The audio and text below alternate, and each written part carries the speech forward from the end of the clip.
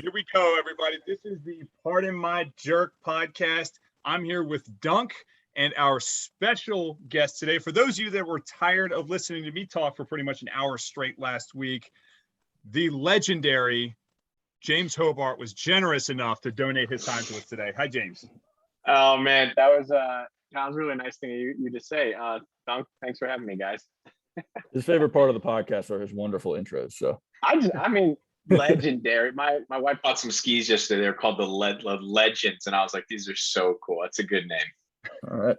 Well, first of all, this entire podcast is pretty much a vanity project to me, so I do love my intros. But I mean, I've got your games finishes right here in front of me, James. I mean, there's not too many more decorated athletes, at least on the team side, than Mr. James Hobart II. Yeah, you even got the second in there. Yes, I mean, I just tell people I've just been around a long time. You know, early adopter, had some really amazing mentors, and like a cockroach, they just couldn't kill me. I've just been around in CrossFit for a very long time. So been very fortunate throughout that journey. Always humble. So today, we were going to skip this week's jerk work, but actually in my perusal of social media, it appears that you and I had the same jerk work this week, same workout that I wanted to post about. And that workout, I believe, is called the 13. Do you want to walk us through that one, James? Yeah, so the 13s is a tribute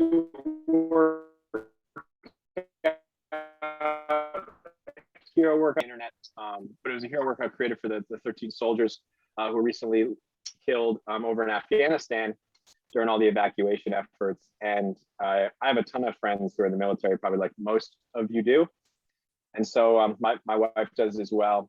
And we have two close friends specifically who served as Marines. So it was just important for us to do that. So we decided to just hack away at it in the garage, and we shared a rower. It was 13 rounds, 26 calorie row, 8 strict pull-ups, and 21 shouldered overhead with 95 pounds, 65 pounds. So we spent a little bit of time this weekend doing that. What was your time? Do you remember? I think I was around 52 minutes. 52. Yeah. The worst part for me was that row. You can say you beat me. It won't hurt my. I can't technically say that I beat you.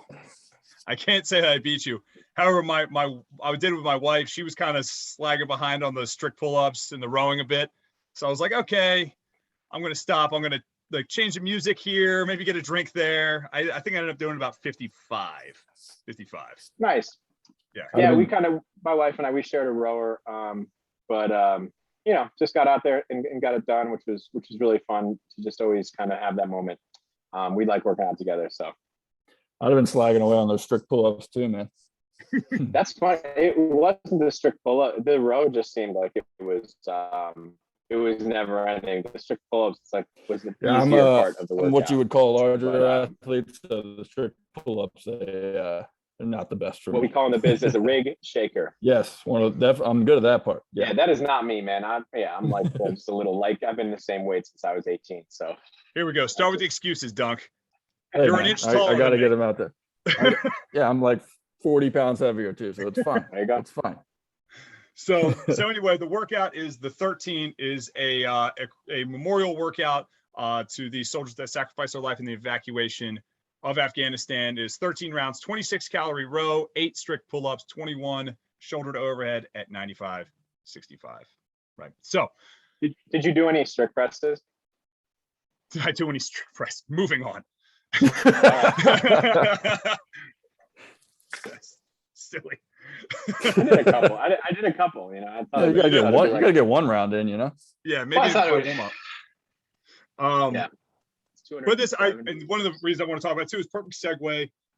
James Hobart, if I'm not mistaken, you are sort of running point with a couple other gentlemen on the CrossFit affiliate program, right? Is that correct?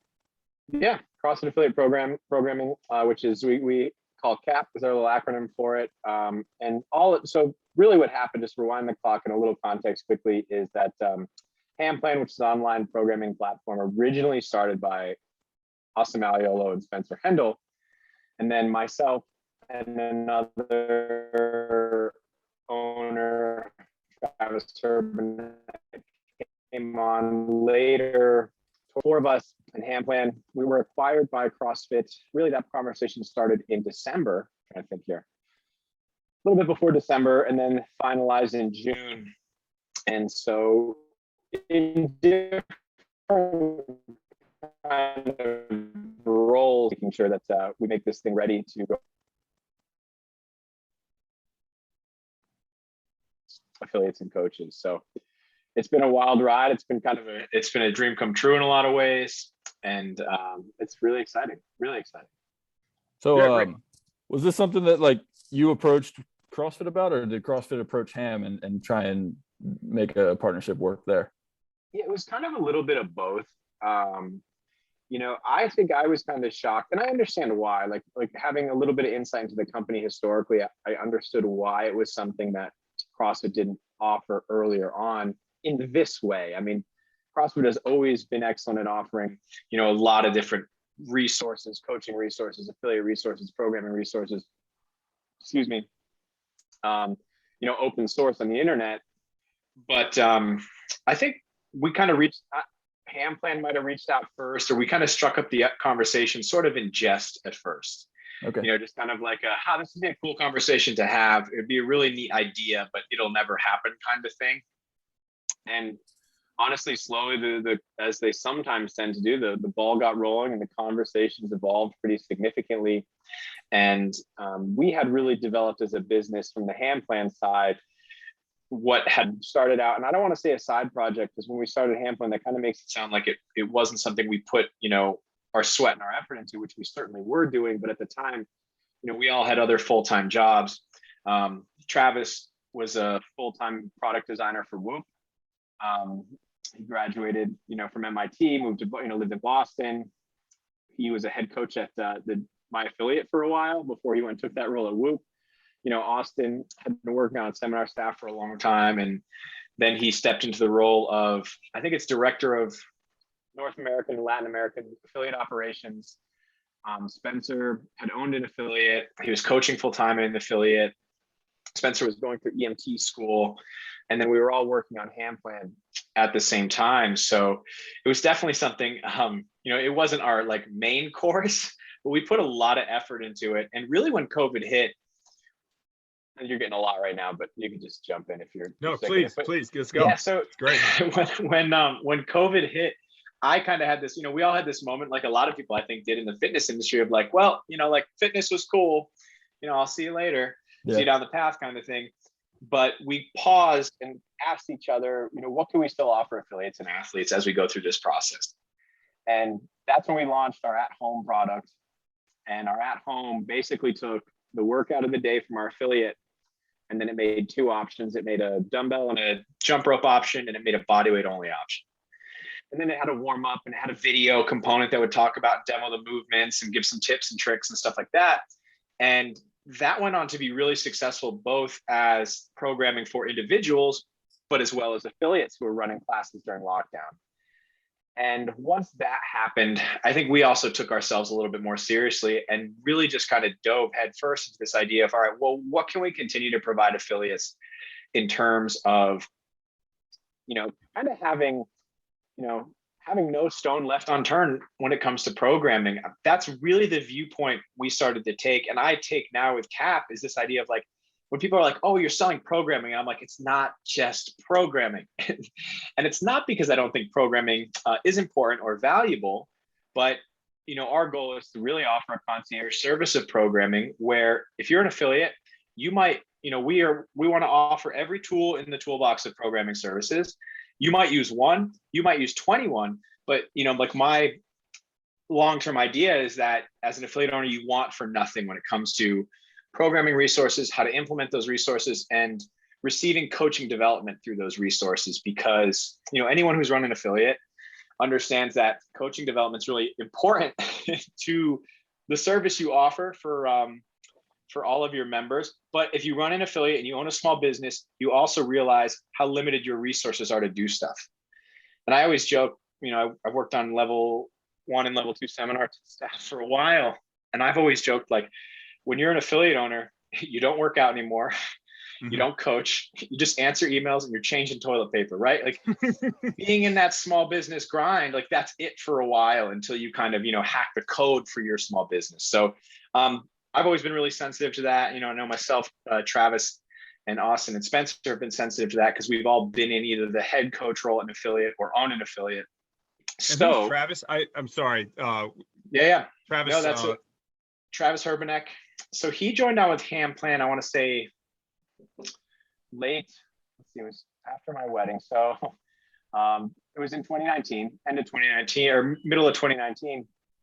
And he's an MIT grad. I met him, he was one of the coaches at one of our sister gyms, CrossFit One Nation, Needham and Waltham. And then he came over and was the head coach at CrossFit One Nation Boston, which was one of the affiliates that I owned up in the Boston area. Really talented young man. Like I said, graduated from MIT, took a role as a product designer at Whoop, and really just had a lot of skills that we didn't have in terms of scaling and professionalizing a business. A lot of them tech skills, product design skills.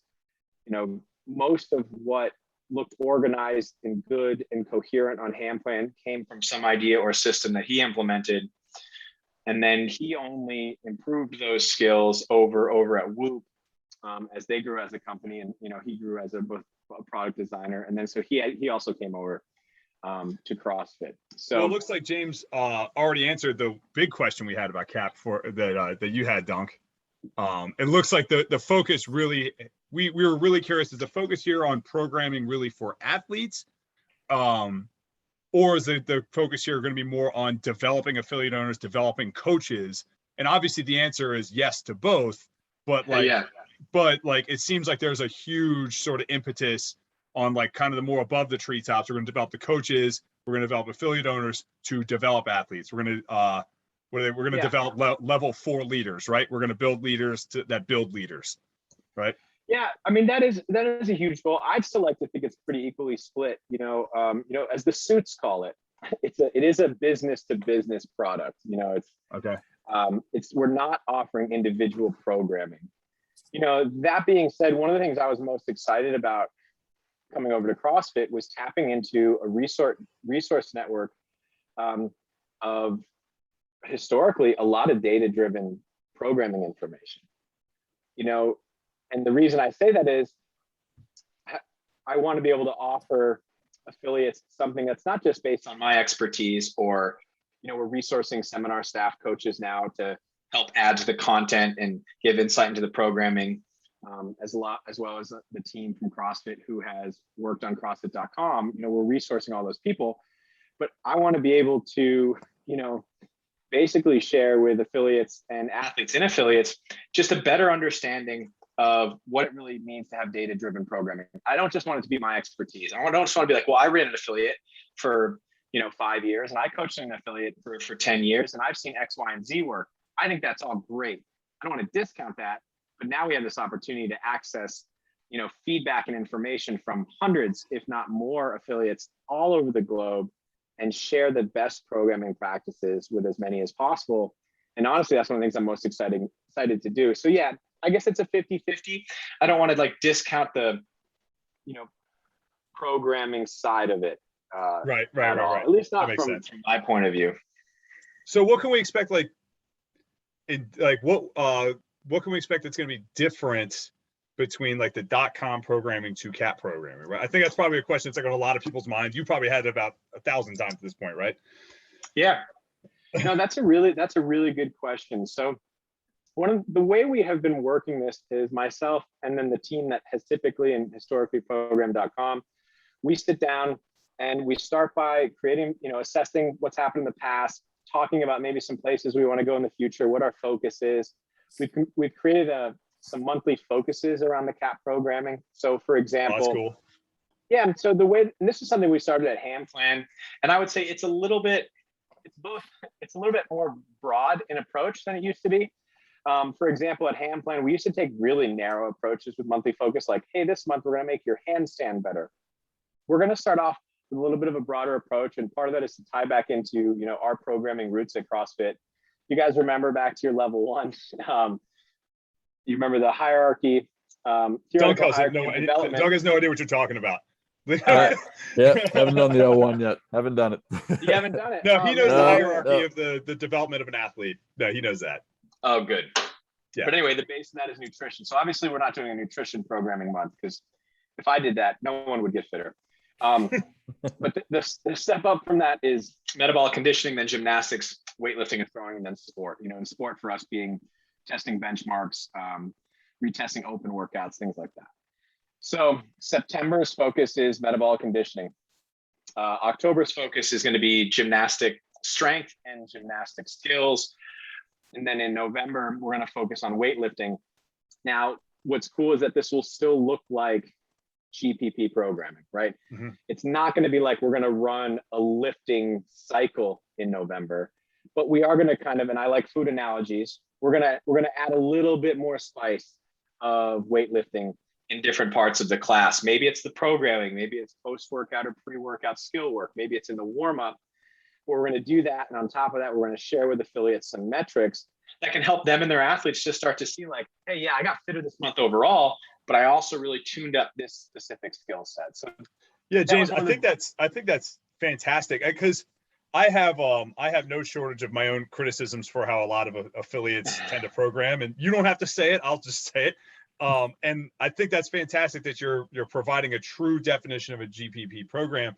But I think what's maybe sort of the classic sort of CrossFit.com approach to the CrossFit methodology is, I think a lot of times with like what you see in like the truest sense of CrossFit methodology is like maybe sometimes people want a little bit more, right? And it's not it doesn't always have to be at the expense of intensity, but there's a lot of people, and like maybe let's just use the example of like handstand walking, right? There's a lot of people just with the way if handstand walking comes up in the programming once a month or twice a month, they're not going to get better at handstand walking. And I don't care if you're going to Gold's Gym, if you're going to a CrossFit affiliate, if you're working out in your basement, we all want to feel like we're getting better, right? Like we're working towards that horizon. So I think that having focused programming is a great way to develop those sorts of things.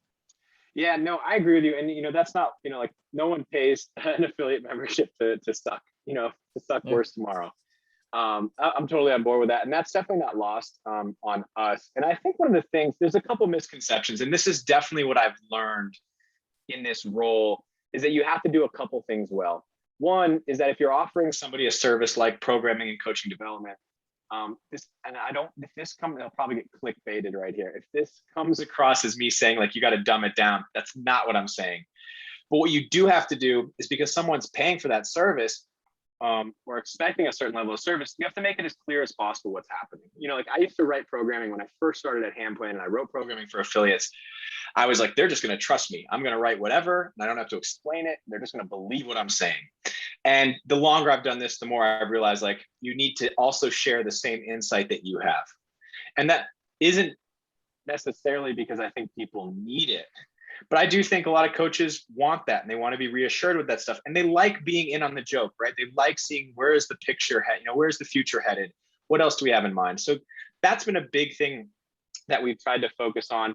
And I think another thing that is, worth saying here, because I'm obviously a big .com fan, right? Like I'm a little bit biased. So that's probably a disclaimer you should just have flashing up throughout the podcast. James Hobart's bias towards CrossFit. Did you start? I mean, I think you get it when you are listening to a CrossFit podcast, but hey man, is that where you got started? Was like the daily workout of the day on CrossFit.com, or were you like, I was never a big .com person. I've been going, like I said, since 2010, 2011. I was more like, this is cool, I'm going to try this and just write my own stuff a lot. Right. Yeah, no, I'm jealous of your, that like adventure, self-reliant nature. No, man, I was like a .com junkie. I was the guy refreshing the web page, waiting for the work and the next day's workout to pop up. I mean, I learned for the better part of a year and a half when I started CrossFit. I think like a lot of people, maybe not so much now. A buddy of mine was coaching a group the other day, and he made a joke about a VHS. And he's like, none of the kids knew what a VHS was. They weren't born when we had those. But it's like, so when I learned CrossFit from Adrian Bosman and Pat Barber and Greg Amundsen doing, Heavy Fran and Annie and Nicole, so yeah. So yeah, I learned a lot. I learned a lot from .com. But I Yeah, was no, lucky. no. I was lucky enough to have this guy here to program everything for me, so I didn't even have to think about any of it.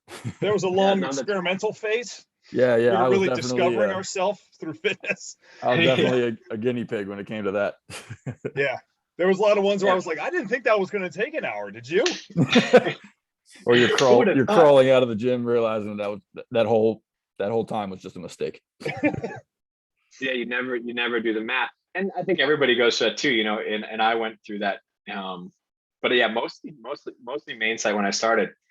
But yeah, I think it's good for people to remember that, there's a lot of extra stuff that goes into that class plan. It's like, and when you say like, hey, if handstand walks only programmed in a workout for intensity once a month, and I do that 5 times a year, I'm really not going to get significantly or maybe even noticeably better at handstand walks.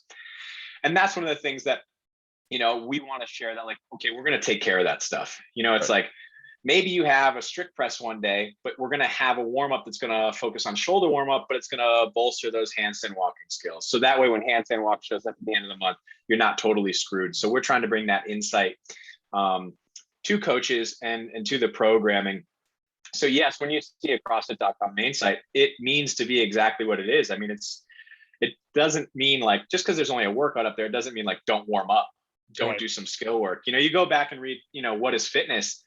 And even in the early What is Fitness article, one of Greg Glassman's first articles, he says it's very likely that in a class time, we will do a general warm up, practice a gymnastics skill, lift a barbell, and then do a fast paced Metcon. And then he says other times we'll do a circuit, and other times maybe we'll just do a single Metcon. So it's like, there's a lot of different ways to do this. And we understand we're casting a broad net, and I've been to affiliates where they program away and I'm like, I would never program that. And they got 250 members and everybody's happy and their coaches are well compensated. And then I've been to a gym that does it 1,000 times different. And it's the same scenario, right? Like everyone's happy, good membership.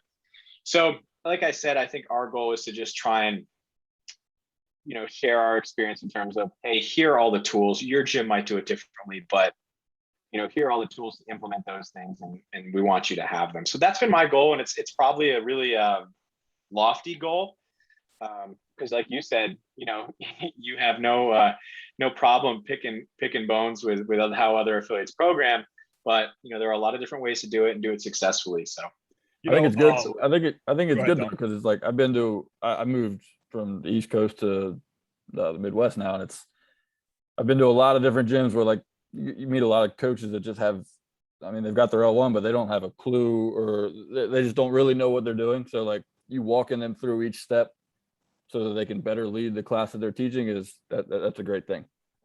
Yeah, and James, you don't have to comment on this. I think the term the term GPP has been lost in a lot of CrossFit affiliates, right? Like I actually just said in the workout today, I said the most overused term in all of CrossFit is this is going to be a quick explosive burner, right? Like like in Glassman's original stuff, he was like, or in the 100 fitness in 100 words or less, he was like, keep workouts short, right? So now everybody's answer to that is we're going to program 4 different pieces in a 1-hour class, and they're all going to be short, but none of them are really particularly intense, and we're really not getting a general, broad, inclusive fitness where I can be explosive for 3 minutes and I can go long and hard for 50 minutes, right? Like, what was it? In the 2015, or I think it was when they did Murph. I was like Sherwood or somebody was like, can we really call you the fittest person on earth if you can't exercise hard in the heat for an hour, right? yeah, Like, yeah, and your fitness should be inclusive of all that and everything in between, right? And it's like, if we want to get you stronger, doing 3 sets of 5 on strict press is also not going to do that either, or 10 minutes to establish a 1 rep max deadlift, right? yeah. So I think everything you're talking about sounds great. No, well, I'm glad you do. It's been one of the coolest parts about this process, and this probably sounds political. Someone said to me, they said, "You're really getting good at the political answer." Oh, let's do it. Let's go. I appreciate it. I appreciate that, but I also kind of hurt me a little bit because I want to be honest. But one of the coolest things about what we've been doing with CAP is we've been taking tons of feedback from everyone who's been on, who came off the wait list and now is doing the free trial till the end of the year. And you realize how easy it is to get caught up in your own, confirmation bias. You realize how many people do it differently. You see more into the commonalities. Like a good one you were saying, like, hey, how do you make main site target what's going on in an affiliate a little bit more effectively? And a really good one is giving affiliates partner options. And I've said this multiple times in multiple places, but it was like one of those things where it just never occurred to me. And it probably never occurred to me because I'm pretty fortunate. I have a home gym and I get to work out with my friends or my wife pretty regularly. But when I'm in my affiliate, because I feel like I've already gotten my partner workouts in, like I'm not thinking about programming partner workouts for an affiliate. But then you remember like, oh yeah, James, the weekends are international CrossFit partner workout days. Or maybe a lot of gyms only have 5 acro bikes. Yep. Right. Stuff like that, like logistical considerations. And this was one of those ones that hit me. We've put a lot into trying to still help affiliates share pieces of equipment with their athletes that they might not have a lot of, like GHDs or even rowers and ropes. And so we put a lot into like logistics and just talking about how to tweak it. But then, recently we had a rope climb workout. We had a logistics section that gave different options of rope climbs. And I know this is really geeky and in the weeds, but it was like an aha moment. And then the specific warm up only included stuff for the rope climb. And someone wrote in, they were like, hey, love logistics options. This is really great, but we didn't know what to do during the specific warm-up because you only programmed something with a rope. And I was like, oh yeah, no shit. If they can't use it in the workout, they probably can't use it in the warm-up. And like I said, right? Like, that's one really small example, but you're really casting a broad net and you really start to understand what is it that you actually need to offer affiliate. I feel like I'm yelling. I'm just excited. Sorry. Yell away, dude. That's all I do. Yeah, man, I don't know. So that was one example. And there's been a lot of learning like that. And we're excited to keep having that feedback. I have pretty thick skin. So if you're on tap and you're listening, you have feedback and it's pointed and actionable, not just like James Hobart's voice is stupid, though I can take that too.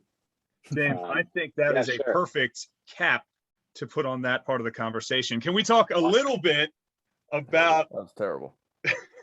Can we talk a little bit, man, about your experience in the 2021 CrossFit Games this year? Would you mind? Yeah, no, would I mind? No, I got all the time. I cut out the whole, as you can tell, I have a riveting social life. It was awesome.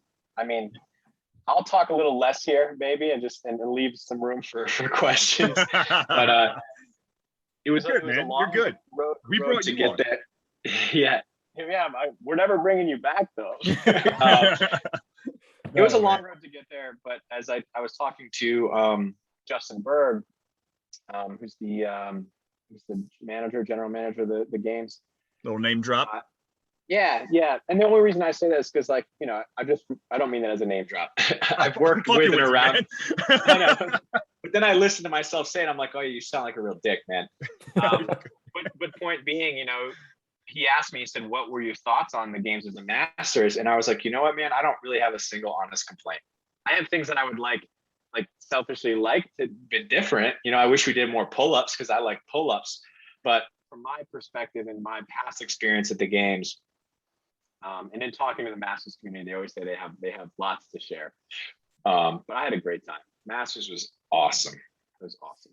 What are some of the differences between like masters and individuals and team, like some of the things that go on behind the scenes? Like are you guys treated differently, or like you in different areas, locations? What kind of goes on behind the scenes there? No, that's a really good question. I will say this, there's a lot more parity across the divisions now, I think, than there has ever been. And then one quick example is the way Noble showed up this year is that basically every athlete got the same treatment, the same get up, all the gear, which was really cool. Nice. You walk into the room, and I know you probably saw some of this on Instagram, and then there was like a greeter there, and they walked you over to your stall, and every stall had a name placard on it. And, you guys got that too.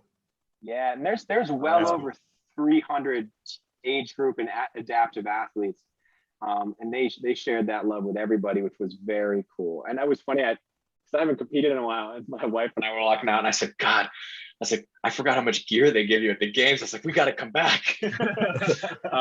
It's, it's like, it's the coolest, it's like Christmas, and it's such a humbling, incredible process. So that was one way I've seen a lot of parity. Another way, and this is just kind of chatter, I caught and just catching up with some friends who judged or were involved in the organization of the games at the end of the weekend, is that they've been working really hard to make sure that all parts of the competition, individual, team, adaptive, age group athletes have a challenging competition appropriate, for their level. And I think that's something that's definitely stepped in the right direction for Masters. I know that certain age groups in the Masters didn't all do the same workouts, and there was certainly some feedback around that. And I think that's something that will continue to change. And again, like I said, I'm biased, there's a disclaimer. I've been in and around the games part of CrossFit for a long time. And they don't always react to feedback as quickly as everyone wants to in the community. But, they have made the games, from my perspective, better every single year in pretty much all aspects. So I think they'll keep heading in that direction. I was really, watching what went down with the adaptive athletes, just competing around them and talking to some of them. It was a really cool thing to see at the games. So I'm excited to see what happens next year.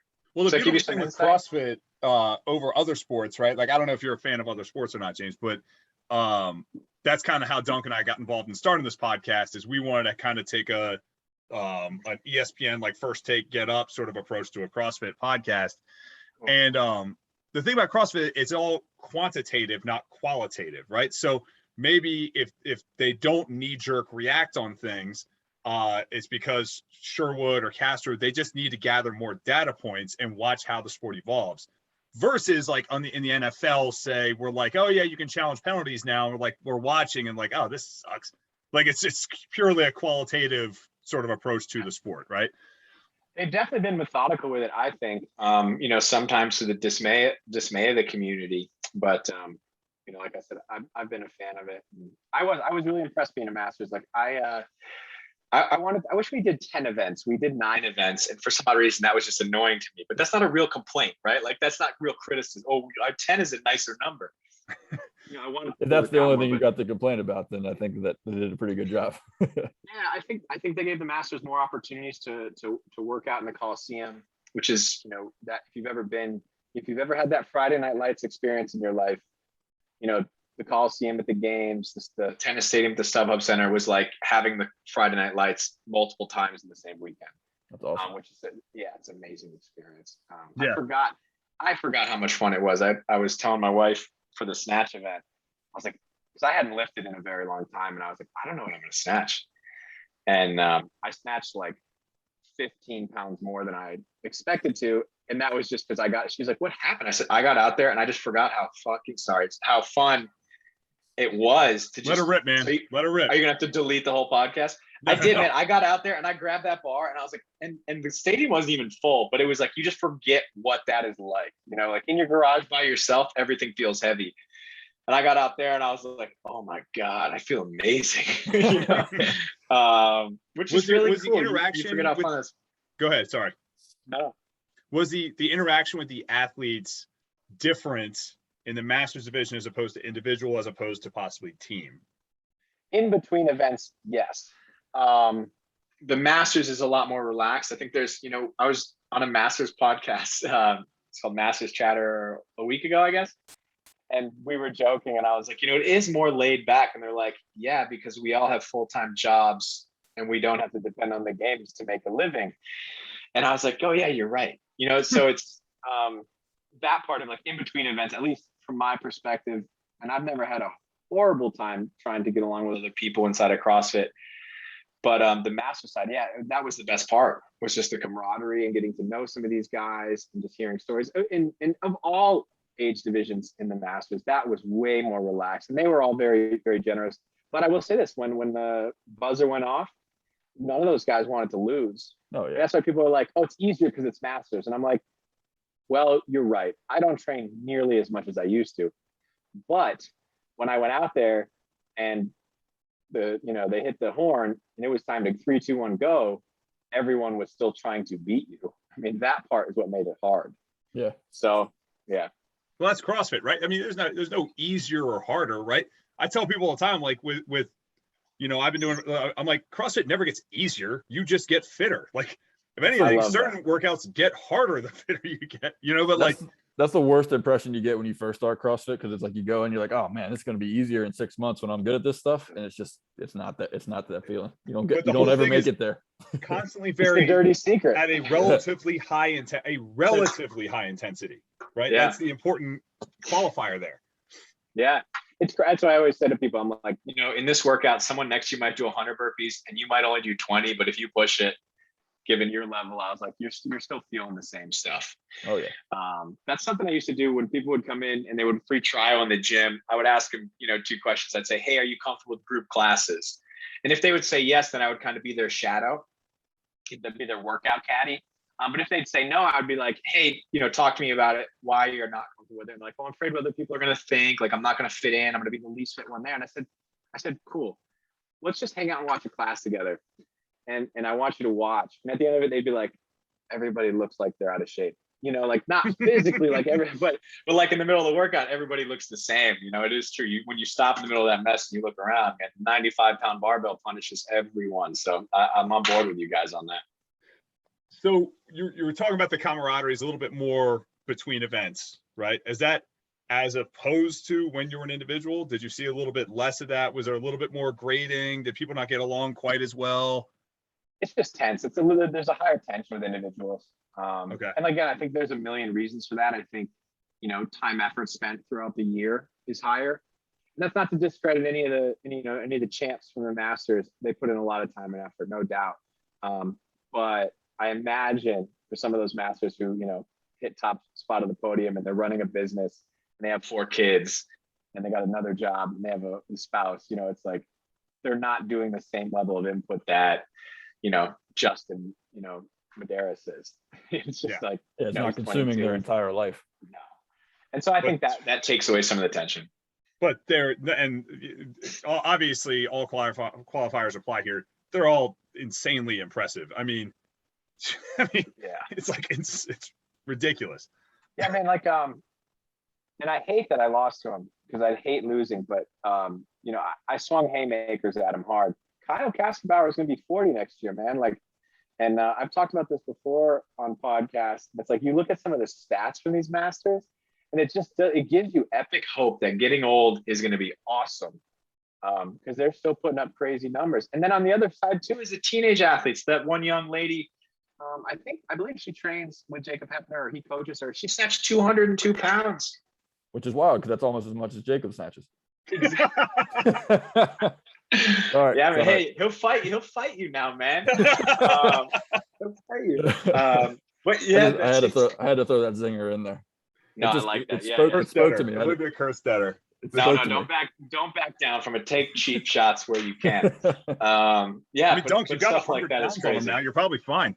Yeah. I mean, I think it'd be all right. Throw Dukes with him. But you guys excited for that fight? We're buying it. We're having a party at the house. It's not terribly expensive, which is really cool. I'm like $20 I actually, or something? I don't even think it's $20. I think it's $10. Yeah, I think it is like $10. I'm excited to watch it. But anyway, how does the streaming on that work though? Because that's me and my wife were actually talking about this last night because we want to have people over for it. And it's like, do I go to like coresports.com and then I can like watch it on the laptop and HDMI it into the TV? I think that's how you'd probably do it. Yeah, either like mirror it or HDMI it to the TV. Gotcha. Yeah. I was way more excited for that when Eddie Hall was not injured. That was kind of a bummer for me. Rumor is at some point in the future they're still going to battle it out. I heard that too. I think they will. Look, man, it was a matter of Eddie Hall getting beef injured. there. It was a matter of Eddie Hall getting injured before the fight or Eddie Hall getting injured during the fight. He just got it out of the way beforehand. You don't think he's going to win, huh? I was on Eddie Hall's side. No, I think Thor is the most imposing human being alive on planet Earth today. And that dude, so he's trimmed off over 100 pounds and he's still the biggest person. Like he's lost 100 pounds and he's still immensely larger than Eddie Hall. Yeah, he's jacked. Like that stuff makes it reach. He's got what, 5 inches on Hall? 6? He's 6'9". Yeah, You I know don't what I mean? know Like that matters. the extra reach, but yeah, he is bigger. So hey, I think we will find out, which is really exciting.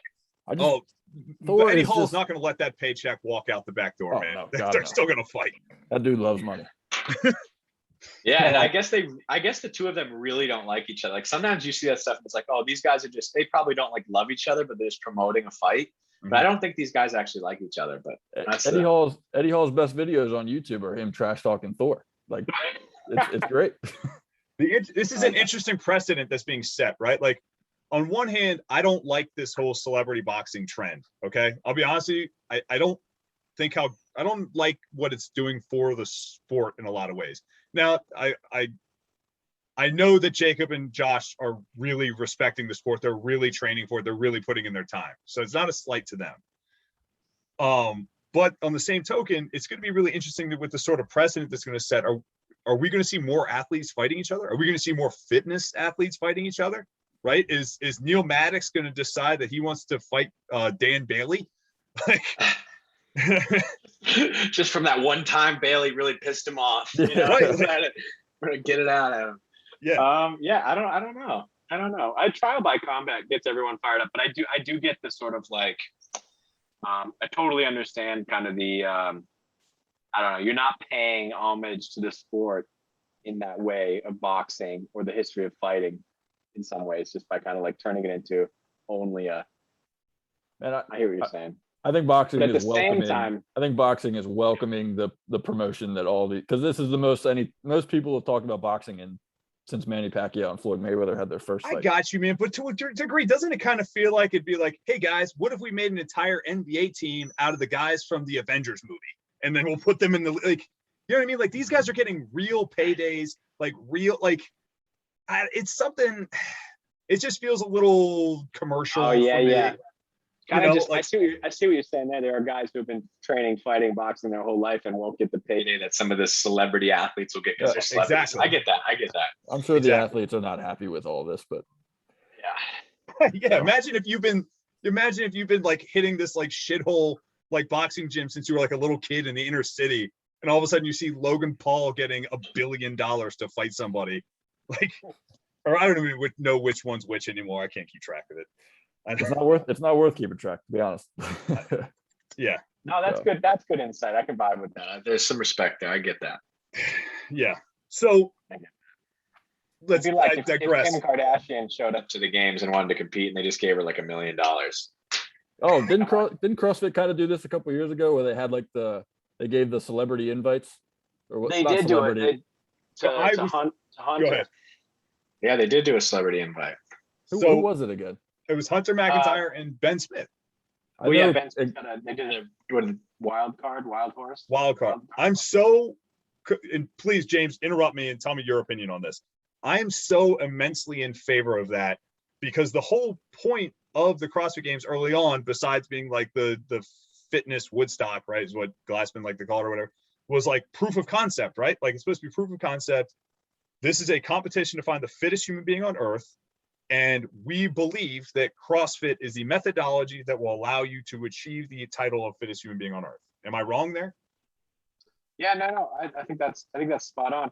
I think So as long as it doesn't turn To into like a sideshow, you know, if like every once in a while some guy stood up and he's like, hey, I've been a decathlete my whole life and I've been training some CrossFit this year and I will win at the games, and he's, you know, a 5 times decathlon gold medalist, you know, like, okay, well, let's see what this guy could do. Yeah. I think it turns into a sideshow when it's just say it was me, right? If I just start my social media campaign, a YouTube campaign, I'm just like, hey, I've been doing CrossFit for 10 years, I'm really good at it, I deserve a shot. And I just like Macho Man Randy Savage my way into the games, which is, I guess, kind of what Hunter McIntyre did. But I like it because it's like, say Adrian Peterson just started saying, I'm the fittest person on earth. Okay, come and prove it, man. Because I think the games this year, I think as much, probably more than any other year ever, was validation that like your average really, really fucking fit person could not do this. yes. More than I think any other CrossFit Games ever. Why do you say that's an interesting insight? Why do you say that? So I thought that's one of the things when we were sort of dissecting the games after everything was over, I said that the beautiful thing about this games is like you have to be training everything at a high level, because what we saw here is we saw people doing high rep deadlifts at 405 pounds, and then doing freestanding handstand push-ups in the same workout, right? Most people can do one, but not both, right? We saw the handstand walk one is probably not a good example of it. I'm trying to think of what some of the other workouts we saw. The running and the clean ladder. Yeah. It was conditioning and strength all in one. Of like some heavy, like those cleans got heavy. Yes. Pretty like gross. If you're deadlifting any of those, like you'll never have an issue with chronic disease. You know what I mean? It's like, that was real. You know what's interesting too, I think about the freestanding handstand, I wish they pulled the athletes after, is I don't think a lot of those guys are training that movement regularly. And I mean, maybe like a quarter of them. Like it's just something that they enjoy doing on their own, or they're like, oh, let's be forward thinking, and well, eventually this is going to show up. Yeah. I was like minutely obsessed with them for a short period, so I kind of have them, but yeah, I think you're very right about that, James. I was impressed with how well like everybody was at them. Like for something that just we've never done before, everybody was pretty decent at them for the most part. That was very impressive. What did Sean Woodland say once? He said, you don't know how good you have to be to suck at the CrossFit Games. That's the thing you forget, and I thought was cool. The games had like a virtual competition this year, and it wasn't the same exact events, but there were some similar events. The games team put that on, and it is crazy. Like you're like, you go out there and maybe you could finish top 20 in one of those events, but it's the fact that like, oh, there's another event, and then there's another event, and there's another event. It's like, yeah, all the other events you would have finished so painfully dead last. It's wild how fit they are. Like I said, across all age ranges. Like Mal O'Brien, I talked a lot of smack early in the season. I was chatting with some people about it. And I was like, I think she's super fit. I don't think she'll do great at the games, man. And she just went out there and she just was poised. And as well as was Jason Hopper when you were talking about that. Yeah. For the exact reason I know I know your justification of why you did not believe O'Brien was going to do well. She's sort of, I'm putting words in your mouth, but I feel like you felt she was built for being a great CrossFitter, whereas the CrossFit Games is going to test multiple modalities in ways that you aren't normally training in the gym, and that matters, right? Yeah, yes and no. I think part of it too is just it's the games. The lights are on brighter. It's like the rhythm of the event is faster, and I think sometimes, rookie being new at the games is really challenging. Just because for all those reasons, and a lot of even Hopper, like I know because Hopper just had so much hype behind him. And Hopper had so much hype, and he's got like a pretty like intense personality. So it was just like finish like 19th. Yeah, it was around there. Yeah, I think it was 19th. So I think you're right. I mean, he's still top 20 against a field that was like, looking at how fit Justin was. Like that field was not unfit, so right. Yeah, I get it. Like Hopper didn't maybe live up to the hype built around him, but I think, something everyone should remember is one, if he sticks to it, gets somebody in his corner to train him, I don't think the guy's going anywhere. I think a guy like Hopper, I don't think he fell short of expectations or exceeded expectations. I think Hopper did really good at what we know Hopper is good at, right? So like, I've used this quote I've said this many times on the podcast before, but I stole this from James Fitzgerald. But basically, if the CrossFit Games are trying to find the world's greatest hockey player, at one stage we're using roller hockey. The next stage we're using field hockey, and then the final stage is ice hockey, right? Yeah. So I think what we found out is that Jason Hopper is an amazing roller hockey player. He's an amazing field hockey player. But then as soon as we put him on ice, he's still good, but he's not as good as 18 other guys. Does that make sense? Like, is that a critique necessarily he uses as a critique of the test? I think you just got to do the best with what you have. No, I don't think it's a critique at all. I was talking to I was lucky enough to chat with Colton Mertens, and a lot of people were surprised with his performance at the semifinal at the Granite Games. And then, they were like, well, we didn't expect him to do very well at the games. And it was cool talking to him with his perspective. He said, hey, I've always struggled to get to the games because of X, Y, and Z. And he's like, I've nurtured a couple of these weaknesses I have to the point of almost making them specialties. And he's like, now I can start spending my time, kind of understand, now that I understand what I need to do in my training, now I can understand at the games is going to test, like you said, games are going to test ice hockey. It's not going to test roller hockey. So I need to work on those ice hockey skills. And I do think that's a really good insight. And Dave has never been shy about this. He's The games is varied, but there's some stuff you're going to see. You're going to swim. You're going to do a long hour event. You're going to do a lot of monostructural. Like that happens every games, whether it's combined with different stuff, you don't know, but you're going to do a lot of monostructural events.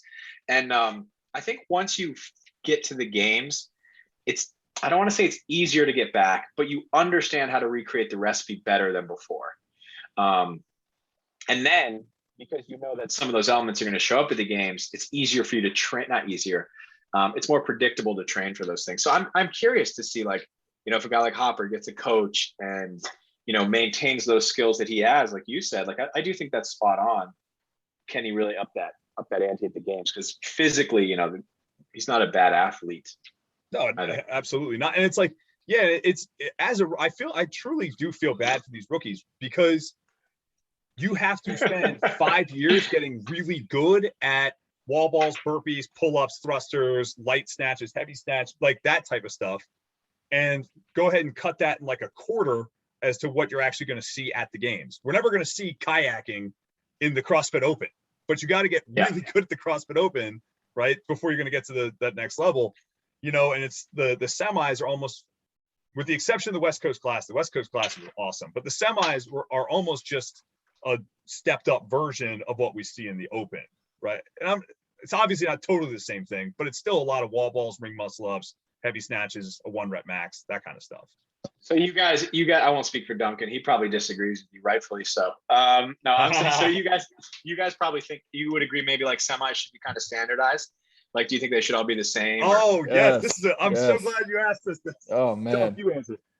Hell yeah, man. I think if we're all going to the same tournament, then everybody needs to do the same thing. I know it's not as entertaining to watch. Like, we all don't want to watch the same thing over and over again, 6, 7, however many semifinals there are. But if we're testing people to go to one event, then they all should do the same test.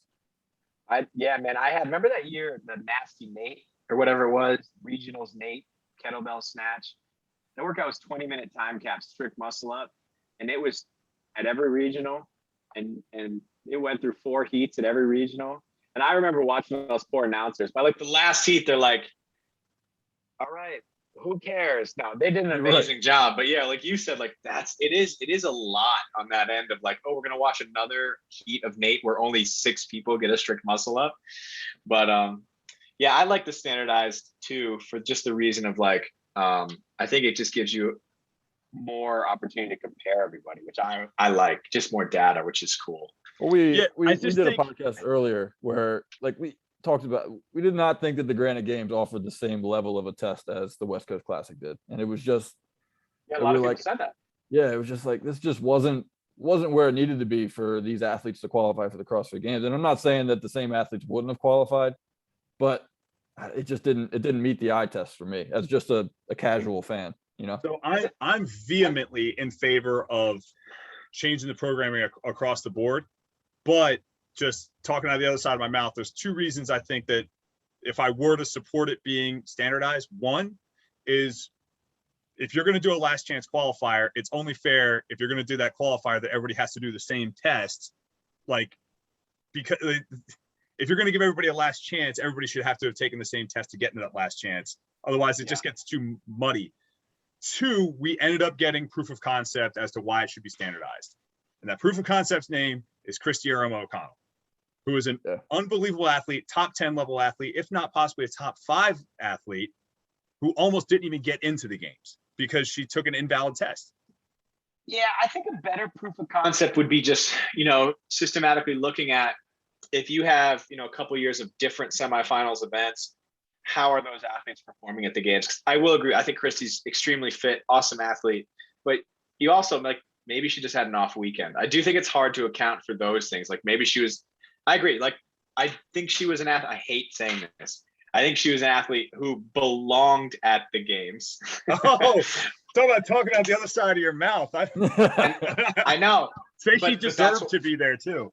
I know, right? But that's why I think, you would have to look at an average or some statistics across this, long period of time of, hey, we've done different semifinals for the last 10 years, and then this is how those athletes shake out at the games. And if you see, the same semifinals with athletes at the bottom or the top, then you could start making some questions. But the last chance qualifier, I think, is great, right? Because like you said, you think you had proof of concept of that. What I liked about it is like you just could have an athlete who is very fit, but just blows it one weekend.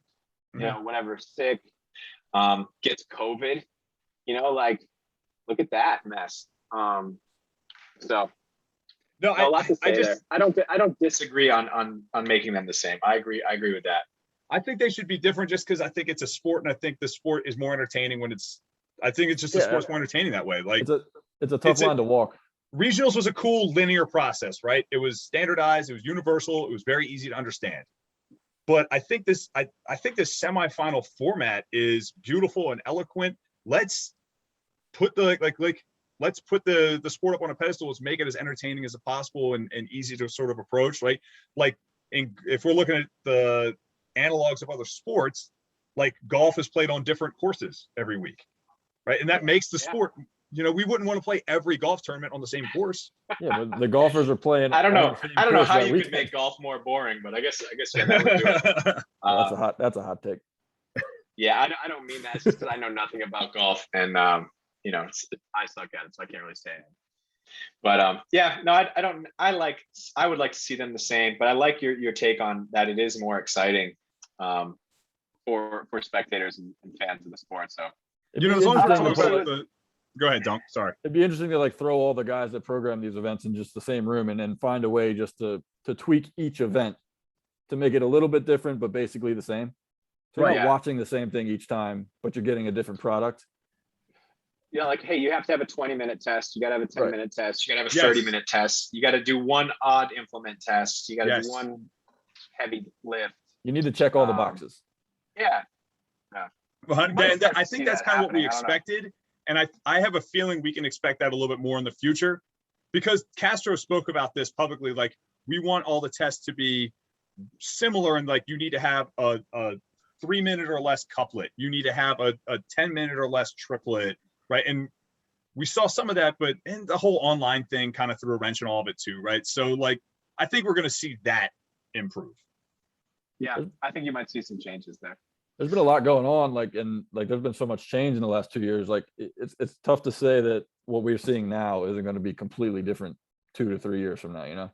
I feel like we're still getting a grasp on how to do these semifinals. Yeah, no, I think that's really, that's a good point, especially because like you said with the what was the Atlas games, just all the different, some of them had to be online. Yeah, I think you'll see it change a lot. So slight pivot, James, but it's so funny. You've brought up a couple of topics that we've actually crossed that bridge on this podcast before and litigated to death.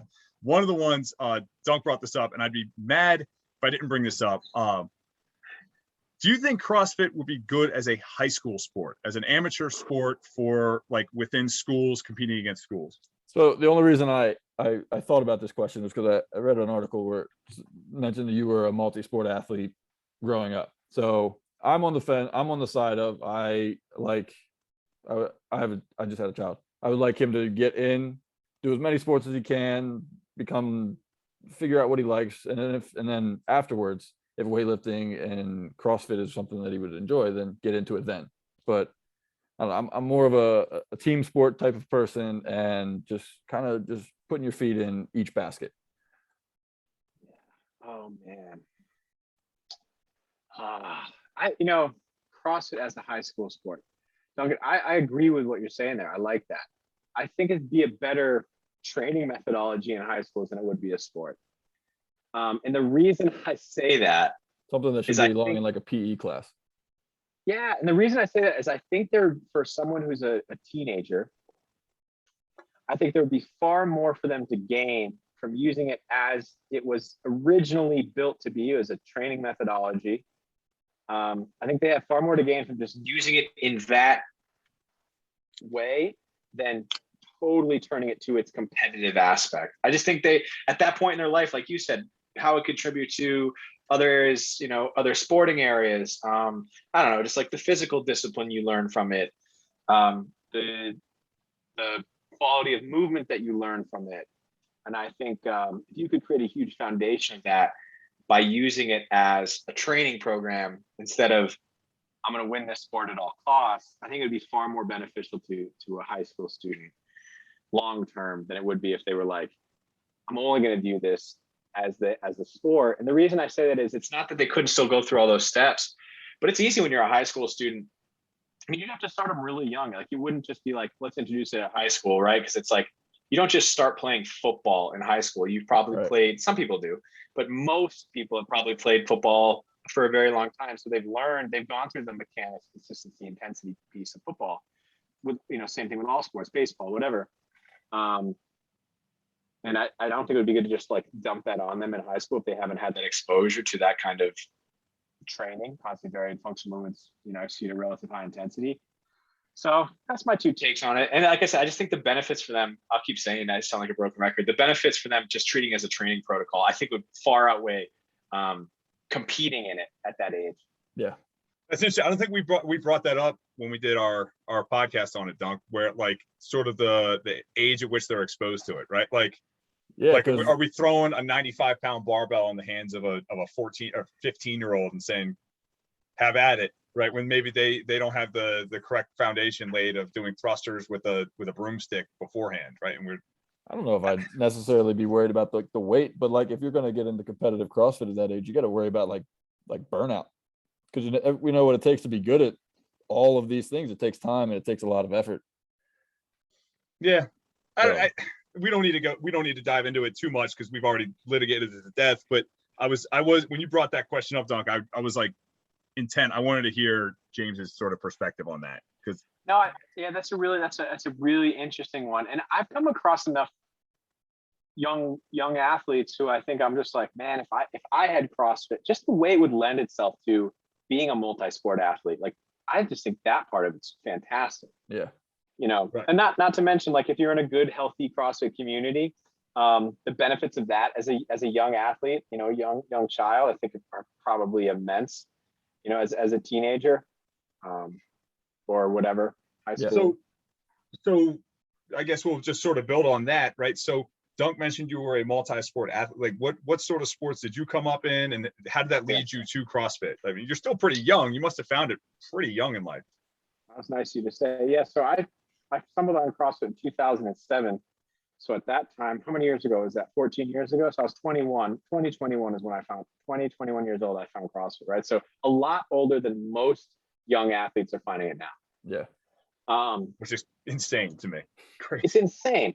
And that's why you're seeing them do all the crazy stuff they do. I think It's funny every time someone's like, you CrossFitters shouldn't do this, and then you see, human beings can't do that, and then they just totally break the mold on it.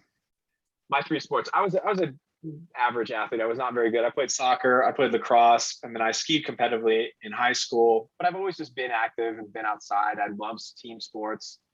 I love competitive sports. So those are the ones that I got involved in.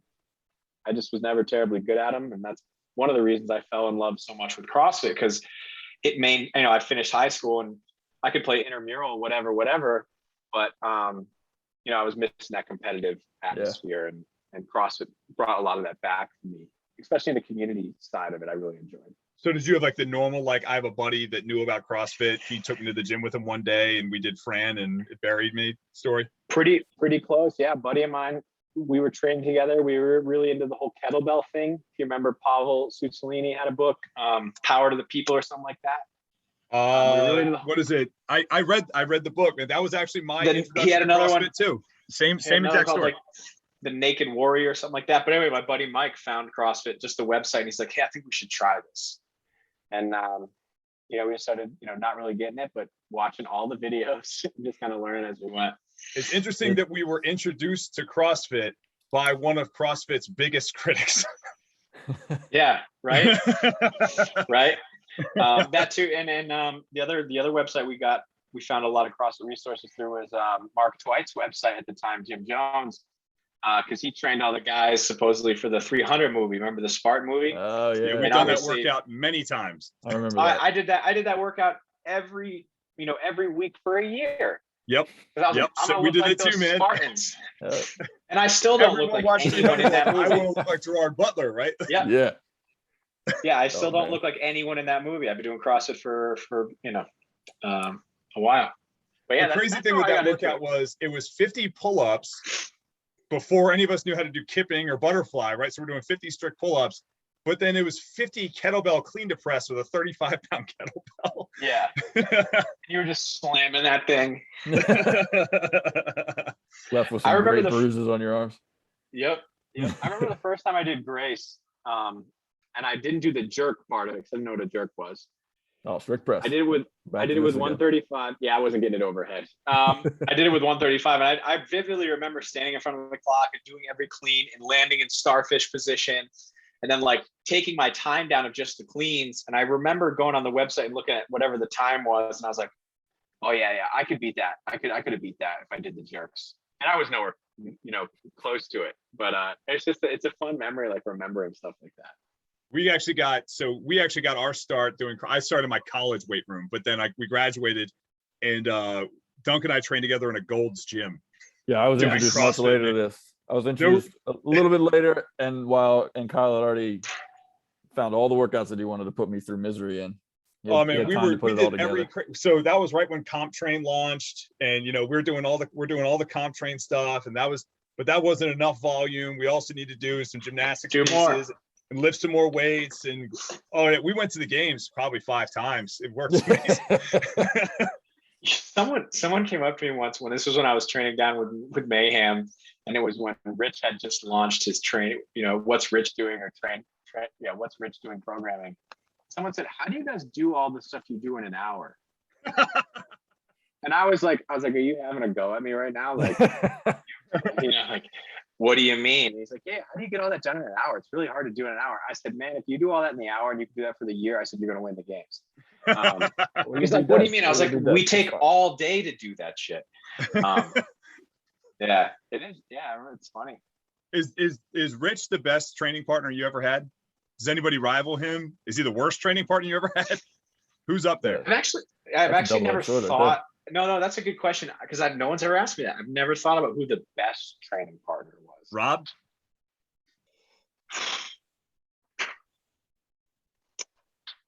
I don't know if I can answer the best question.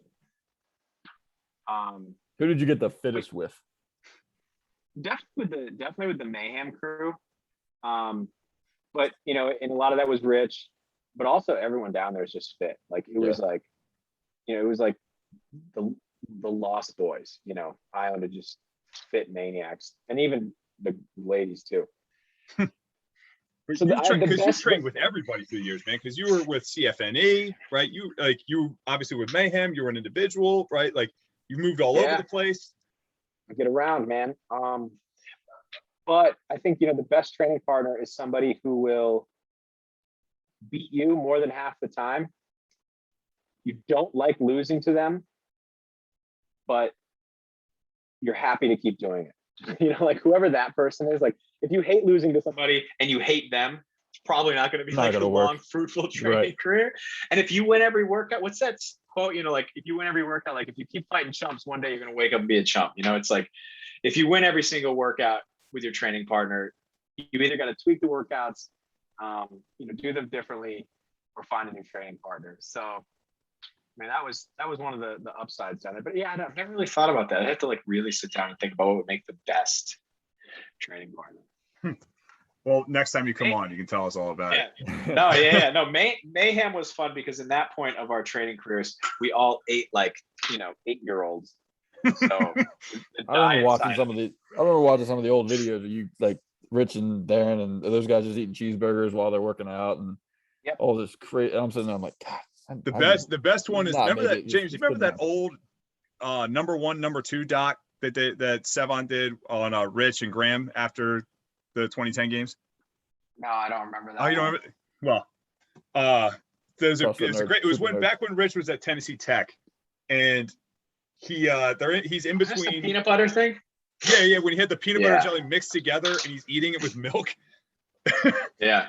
So And then everybody did that in the CrossFit community. That was You're you, looking man. at one of them right here, buddy. Yeah, My I can parents, tell. I live with my parents, and they open up the fridge like, what the fuck is this?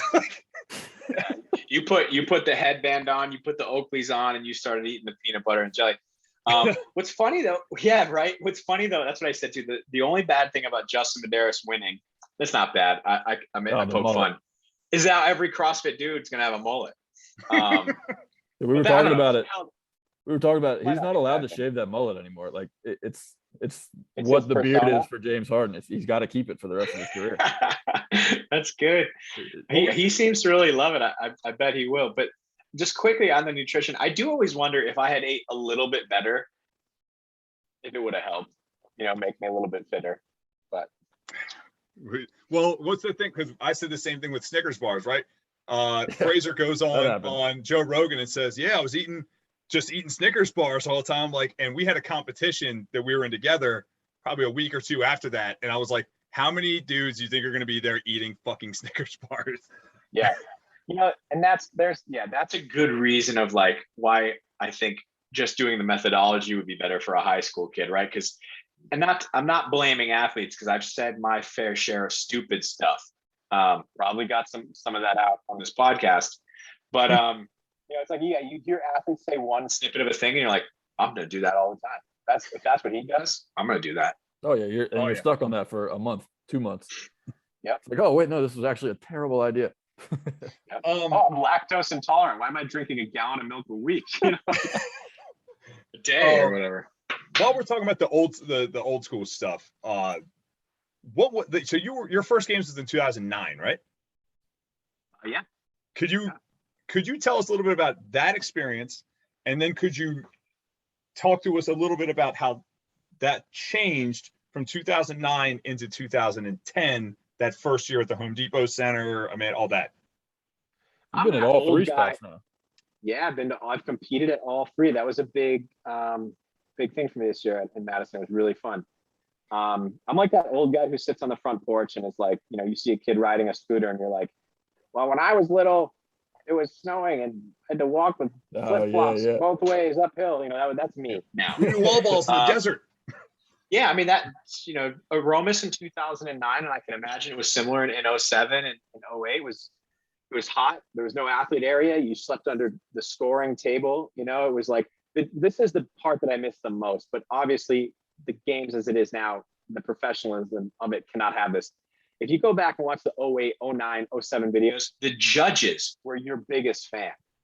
Like the judge, if you couldn't do something, the judge would start coaching. And because a lot of the judges were at that time level 1 seminar staff. And they were like cheering the athletes on. Like that's the thing I probably miss the most. But you could not have that. It would be pure chaos. But your judge was your hype man. They'd be like, no rep. Hey, you should set your back a little bit more, or get a false grip on the rings before you go. Oh yeah, nice job, rep. So just the production of the event is 1,000 times different. Romus was cool and everyone was supportive, and it was, and they ran to a solid schedule, but it was Dave standing on a chair announcing the cuts. It was you just literally people camping out, hanging out all day, like, oh, hey, where's so-and-so athlete? Somebody would run into the crowd and grab them. It was so different. And that's probably one of my favorite things about CrossFit is it's a very successful community that I got to be an early adopter with. And that's fun because seeing it grow is so fulfilling. And I'll never forget this. Someone asked me once, I'll get back to the StubHub Center question. I was at a seminar and they said, hey, do you think it's bad that more people are finding out about CrossFit? That's an interesting question. That's a really interesting question. Yeah, that was a good question. And I said, well, do you think CrossFit's a good thing? He's like, yeah. A really good thing? He said, yep. I said, do you love it? He said, I love it. I said, well, then isn't it good that more people know about a really great thing you love? And he was like, because I get what he was getting at. He's like, is it getting watered down? Is it going to lose whatever? And I don't think that's happened. I still think that the soul of CrossFit is still there. And, like this StubHub Center was a good example of that. The first couple of years of the StubHub Center, you had the Rogue team and Katie and Bill, Henniger, staying up all night with the judges team, sleeping on the tennis stadium floor to set up the rigs, like, and look at how cool that production step was. And if you still see that stuff happening, I think there were 600 volunteers at the games this year. So it's just like that kind of stuff is very, very cool. Very, very cool. No, thank you for that, James. Yeah, we just had a few like sort of questions like this. So first, one of the things, like I said, I was a big Contraint guy. I read all his books. I'm a big fan. What was it like training there at CFNE with Ben Bergeron? For those of you guys that don't know, I think a lot of people know that you were a 2-time champion with CrossFit Mayhem. I think fewer people would know that you are a 1-time champion with CFNE.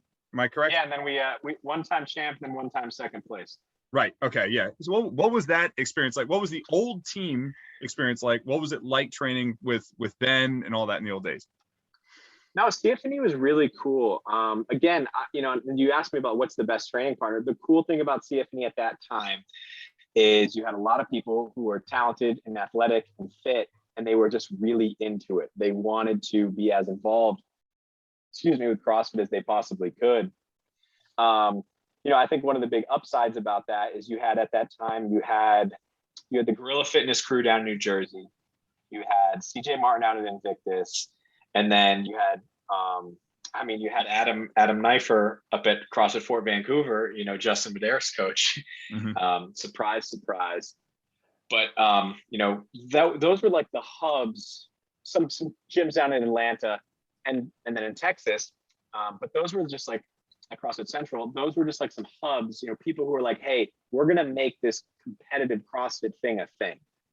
So it was just really fortunate to be a part of something like that, because there weren't a lot of people in the community at that time who were thinking about it that way. But then there were guys, like Jeremy Thiel, Kerry Kepler down in Texas, and like I said, CJ Martin out in Invictus, Ben Bergeron up in the Northeast, who were kind of like, oh, well, we're gonna, and I thought Ben's attitude on this was always pretty astute. He said, hey, if I was a running coach and I had a running club, we'd compete. I'd train people to compete in 5Ks. Maybe some people train in a marathon. Maybe some people train for a 10K, but I would train them to compete. And he brought that attitude to CrossFit and CFNE, which was really cool. He understood that not everyone was going to be a games athlete, but I think that was one of probably the most insightful things he brought to the community there. Was that aspect of it. So, that was a cool time to be up there. And also, it was like, I was in my early 20s and I was working part-time for seminar staff. So I had a job where I traveled on the weekends. That was CrossFit. I was going to school. So I was living a student life and I was surrounded by, 100 other people like that. It was amazing. Like that. It was like, you'd go into the gym and, the biggest thing you had to worry about is what workout are you going to do and what you're going to eat for lunch. Like it's like you're living in fantasy, it's like fantasy land life. So that was really cool at that time. Just being kind of there in that moment with that crew. And That's just fantastic. A lot of other like-minded people. Yeah. That's fantastic. That just brought the question to mind. I think you might be the most authoritative person on the matter that I could possibly ask this question to. Affiliate Cup or super teams? Oh, this is a highly debated topic on this podcast. Once again, we're just taking all of our podcasts, aggregating them into questions for you to settle for us, apparently. Yeah, no, that's really cool. I like Affiliate Cup because I don't like the goofy ass names. I like when it says CrossFit such and such or such and such CrossFit. Not Central Beasts or yeah, I don't care about like Wing Ding Strong Blasters or whoever. Like get over it. Yeah, it kills me, but I get it. They got to do it. And, Team 1, Team 2. If I was naming the teams, that's what it would be, man. I'm as vanilla as it gets, but yeah. So that's why I like the Affiliate Cup, the representation of the affiliate community. I love that at the games. Here's what I would like to see, and because I have a very small amount of time in my life spent, hooking myself to that train of the Mayhem Empire. I like seeing champions. It's hard to be a repeat champion. I like seeing what they're laying down. that being said, the team competition would be much more exciting if there was a team who would challenge them. And I saw an article in I think Tommy Marquez, somebody wrote it the other day, maybe Brian Friend, probably Brian Friend. No, I think it was Tommy. And it was like, what does it take to beat mayhem? And it takes a team who trains together and treats it like a full-time job. I don't think any other team is doing that. And I think unless you can, there's got to be an affiliate out there with a bunch of 20-something-year-old studs, studettes, who are ready to just rip it and not do anything but eat and live in the gym. But that's what it's going to take. So I know that's a fence-sitting question. I don't know. Right now, I really like that it's back to affiliate cup because I like the affiliate representation. But if the team competition is going to get more exciting very soon, Rich keeps saying he's getting old, but I'm like, he always seems like he's getting fitter. So I think if you want a more exciting team competition, you got to bring super teams back. Yeah, that's the thing. I think super teams was a better sport. I think it was a better model to have a watchable sport. Now, to your point, I think when you're talking about what is it going to take to beat Rich, I think what we're seeing in Rich Froning in the team competition is he's Babe Ruth or he's Jim Brown. And by that, what I mean is before Babe Ruth, all professional baseball players were these barnstormers that worked for like a nickel a week. And like, you know, were like, it wasn't, the point I'm making is Babe Ruth professionalized baseball. He was the first baseball player that made more money than the president of the United States, right? Jim Brown, what's that? It's a good stat. Jim Brown. I learned something. During when, you know, in the 60s when he was playing, those guys were selling insurance and like coal miners in the off season. And then Jim Brown becomes the most valuable player in football. Now all of a sudden salary cap, he professionalized that sport, right? So I think what you're seeing with Rich is he's kicking the shit out of everybody because he is a professional CrossFitter. And if you want to compete with him, it's going to take you professionalizing your team, right? I think he's raising the bar of the sport. Yeah, and I think I don't have stats on this, but I imagine Mayhem's been beat, you know, at other competitions throughout the year. But again, I think it's just a reminder that like Mayhem trains for the games. They train all year for the games.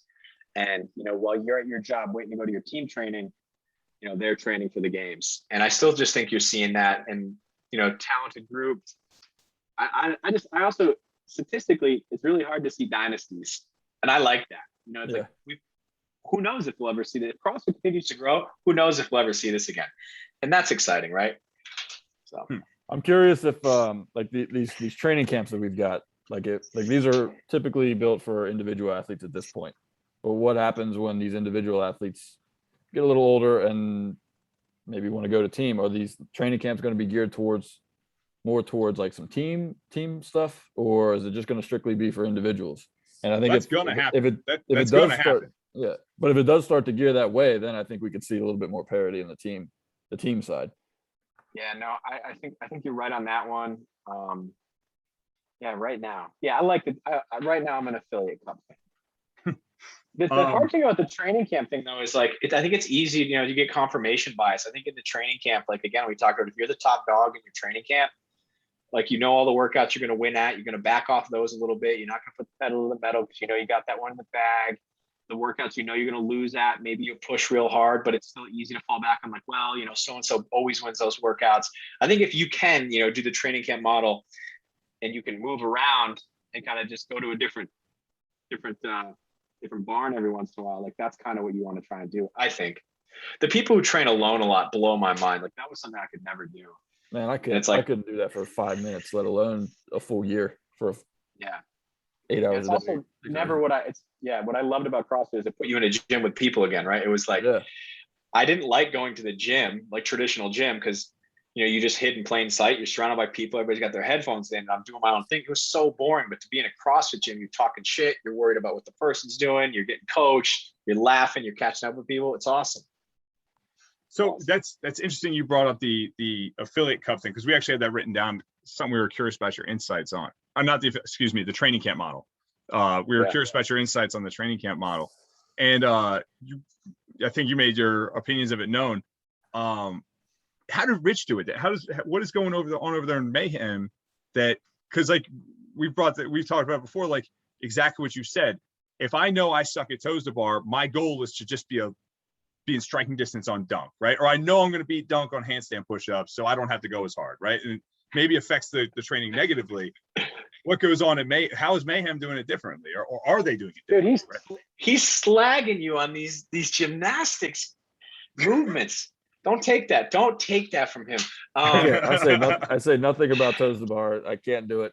I'm out. Handstand push-up. Yeah. That's a question. He's actually better than me at handstand push-ups. Those were arbitrary movements I brought up. There you go. I don't have any evidence on this. My hunches, I have two hunches. One, when I trained down there, we were, to put it lightly, obsessive about attacking things we sucked at.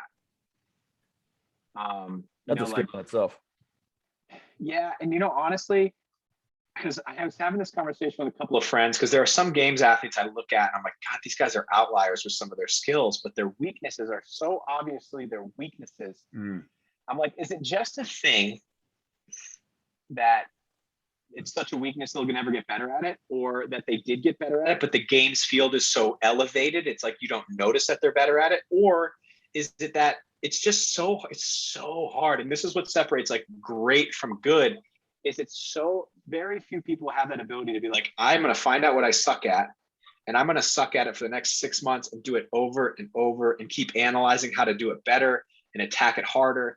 It's like that tolerance, I think, is very low in a lot of people to like be like, hey, I suck at this. I'm going to get out there and I'm going to start doing it. And you do it for 2 days and you basically have 2 days of failure. And I think a lot of people don't have that tolerance to like consistently fail while making improvements and stay happy through that process. So I think that's a reason. One of the things is saw down at Mayhem is that just was never a thing. Like, hey, if we suck at this, we're going to do it. We're going to find a million ways to do it. And you're going to live with it. You are going to live with it, man. And you're going to stew in it every single day. And we're going to do it until we get better at it. And if the way we're doing it doesn't work, we're going to find a new way. I don't think a lot of people have that. The other thing is there was always like a pretty cool influx of just new athletes coming down to visit. So it's like if I'd kind of, start to unlock the code on how to beat one of the athletes I was training with, or beat so-and-so on a movement, someone else would come down and beat you. And you're like, back to square one, man. So I think those are a couple of things. I don't know if they're necessarily tangible, but those are two big things. Like I've always felt that I started to see in some, and you see that when like, Matt Fraser would come down and visit and train before he moved down there the first time, or you'd bump into, some other athlete. That was the stuff I saw in them. They were like, oh, I have a weakness. Cool. I'm going to go do that a lot. I'm going to get better at that. Oh, I found another weakness. Great. Where most people are like, I see this a lot on the team side. Everybody on the team is like, oh yeah. So-and-so's got muscle ups. I'm like, you seen her do a muscle up? They're like, no, she's got them. Or he's got handstand walks. He's got rope climbs. And at the games there, the semifinals, they go to shit. And it's like, oh yeah, I haven't been training. Because it's scary. It's scary to do what you're bad at, man. Like, especially in front of your friends. So I don't think Mayhem has that. I think they developed that culture over the years. Yeah. So. Well, James, I want to make sure we're respectful of your time because you were extremely generous to us in giving it. So you probably just lost 100 listeners, man.